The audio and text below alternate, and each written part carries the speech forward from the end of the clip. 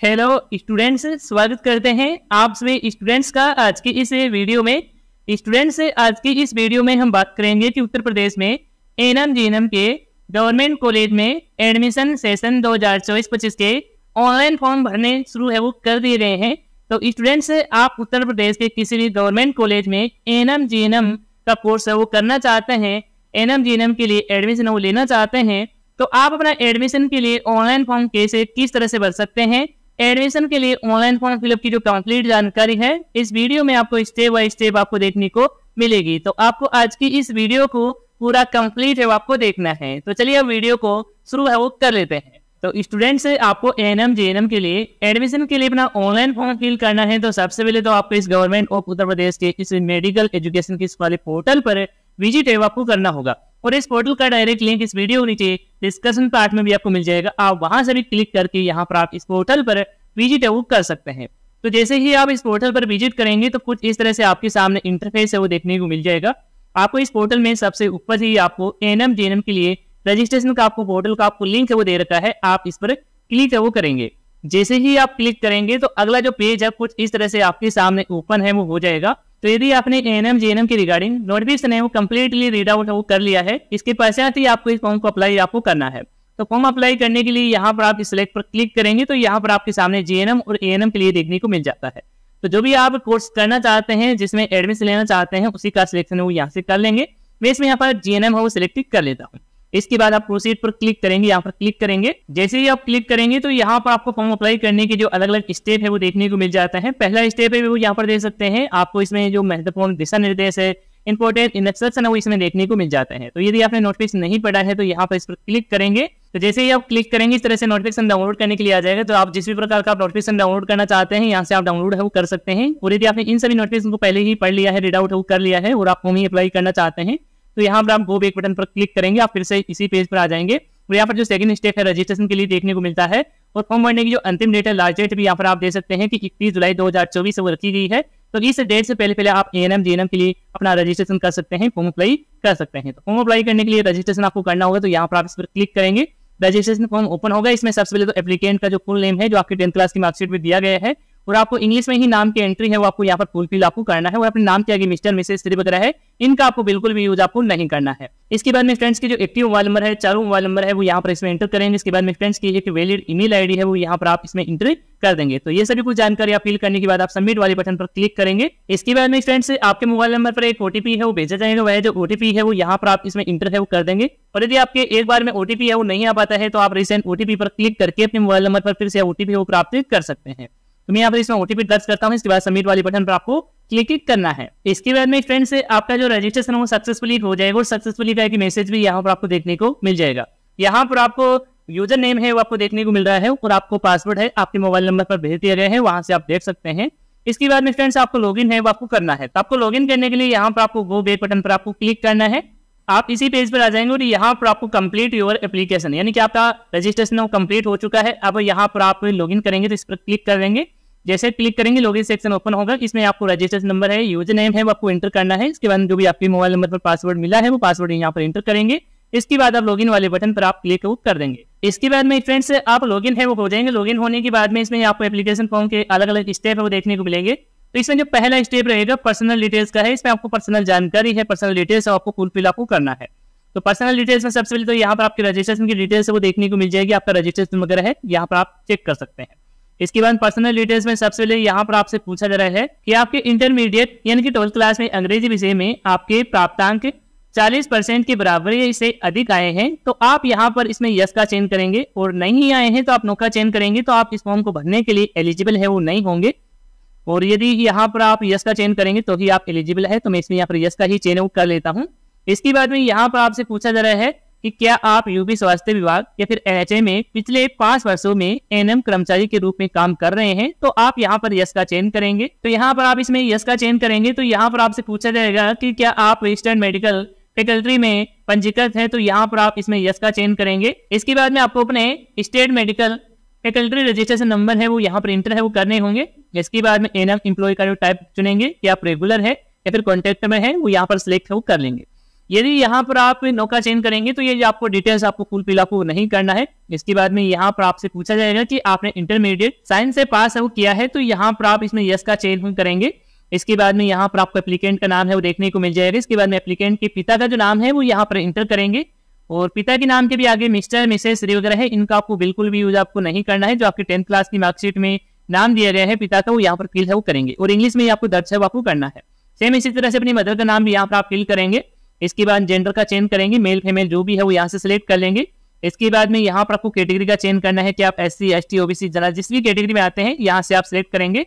इसके बाद आपको फिजिकल हैंडीकेप के लिए देखने को मिलता है, यदि आप दिव्यांग है तो यहाँ पर आप इसमें यस का चयन करेंगे, और नहीं लागू होता है तो यहाँ पर आप नो का है वो चयन कर लेंगे।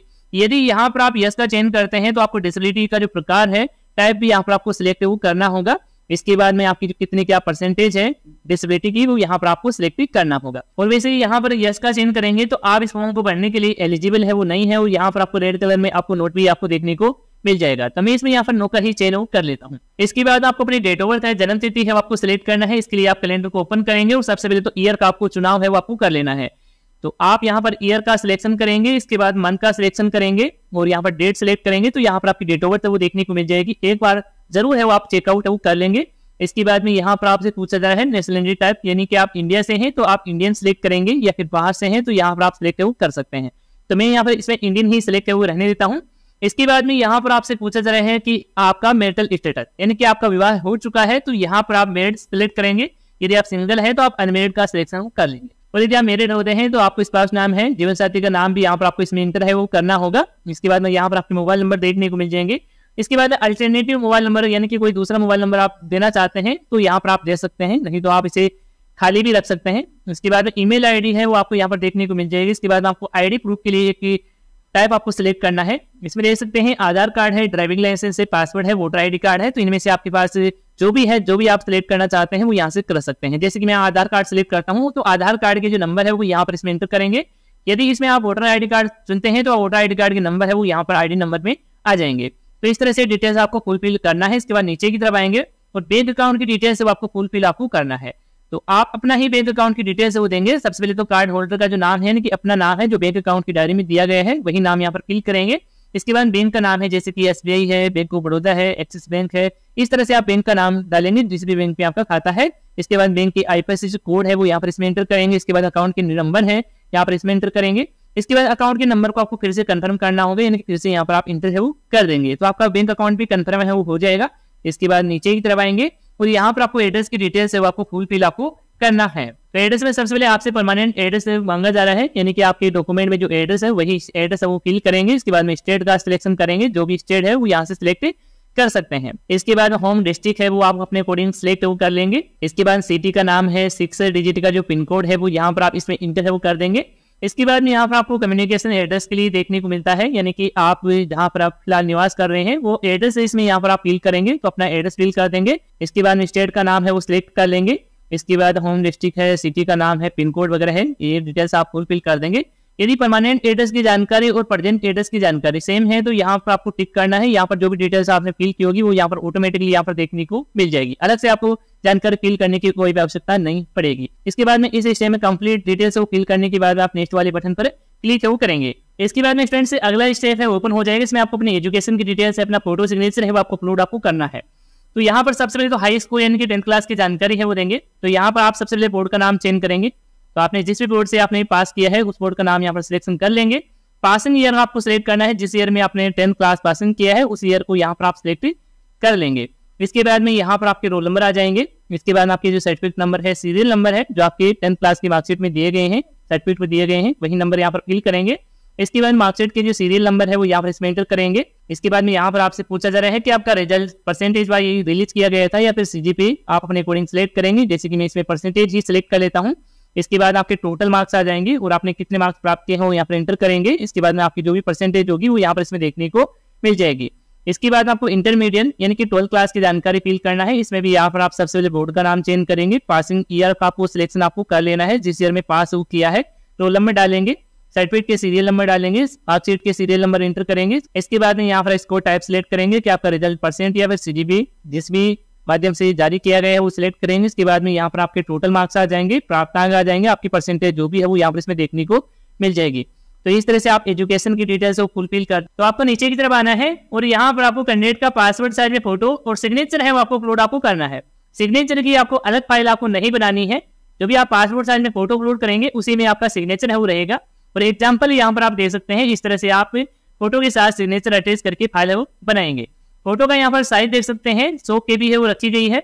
और यहाँ पर जो डायमेंशन है वो यहाँ पर देख सकते हैं, इसकी जो हाइट है वो 170 रखेंगे और यहाँ पर विड्थ है वो आपको 137 आपको पिक्सल रखना है। और फोटो का जो फॉर्मेट रहेगा JPG रहेगा, यानी कि इमेज फॉर्मेट में ही आपको ये फोटो है वो आपको अपलोड आपको करना है। तो यहाँ पर इस तरह से फोटो बनाएंगे और यहाँ पर आप ब्राउज पर क्लिक करेंगे और उस फोटो को सिलेक्ट कर लेंगे। इसके बाद आप नेक्स्ट वाले बटन पर क्लिक कर लेंगे। इसके बाद में फ्रेंड्स से अगला स्टेप है ओपन होगा, इसमें आपको अपने डॉक्यूमेंट वगैरह है वो आपको अपलोड आपको करने होंगे।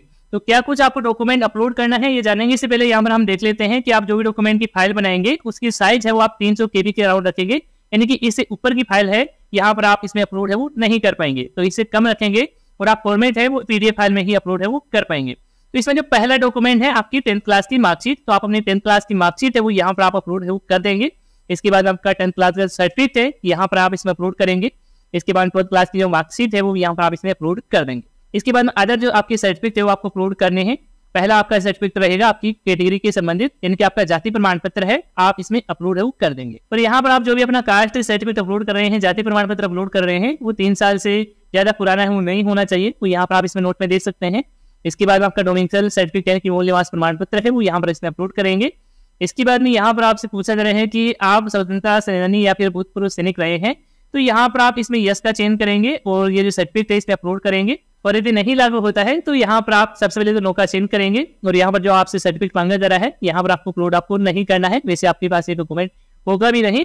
इसके बाद में यहाँ पर आपसे फिजिकल डिसेबिलिटी सर्टिफिकेट है वो मांगा जा रहा है, तो यदि आप दिव्यांग स्टूडेंट हैं तो अपना डिसेबिलिटी का जो सर्टिफिकेट है वो आप इसमें अपलोड है वो करेंगे। यदि ये भी नहीं लागू होता है तो इसको भी आपको खाली ही छोड़ देना है।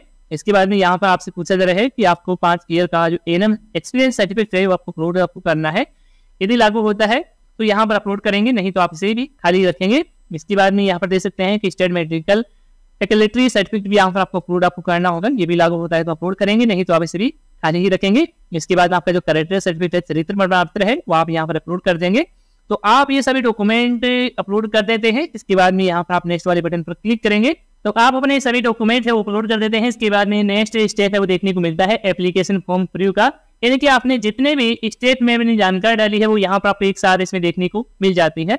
जैसे कि आपकी पर्सनल डिटेल्स है, आपकी बैंक अकाउंट की डिटेल्स है, एड्रेस की डिटेल्स है, आपके एजुकेशन की डिटेल्स है, यहाँ पर आप चेक वगैरह है वो आप कर लेंगे। इसके बाद में डॉक्यूमेंट वगैरह भी यहाँ पर आप देखना चाहें तो यहाँ पर आप व्यू बटन पर क्लिक करके आप चेक वो कर सकते हैं।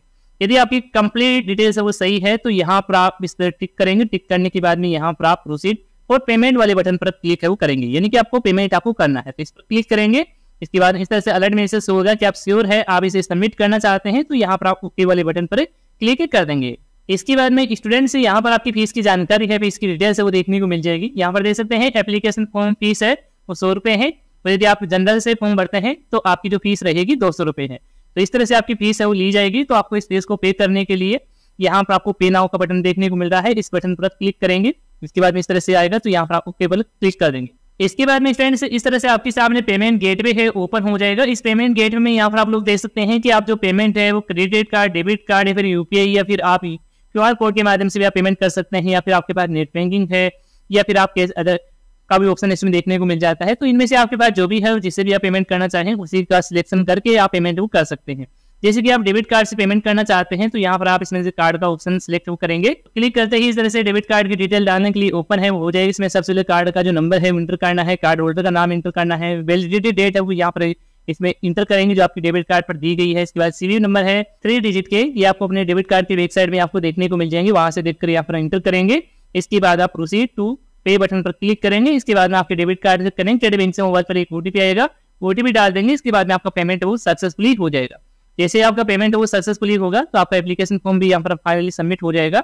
और एप्लीकेशन फॉर्म का फाइनल जो प्रिंट आउट लेने के लिए आपको एक डाउनलोड बटन मिलेगा, उस पर क्लिक करके आप प्रिंट आउट वो ले सकेंगे। तो इस तरह से फ्रेंड्स उत्तर प्रदेश के आप एएनएम जेएनएम के लिए एडमिशन लेने के लिए अपना एप्लीकेशन फॉर्म आप फिल कर सकते हैं। और यदि आपको इस एप्लीकेशन फॉर्म को फिल करने में और भी किसी प्रकार की समस्या वो देखने को मिलती है, किसी प्रकार का एरर वो देखने को मिलता है, तो आप हमें कमेंट करके बता सकते हैं। तो इस वीडियो में अभी के लिए इतना ही, और यदि आपको इसी से रिलेटेड कोई सवाल है फिर सुझाव है तो आप हम कमेंट में बता सकते हैं। धन्यवाद दोस्तों।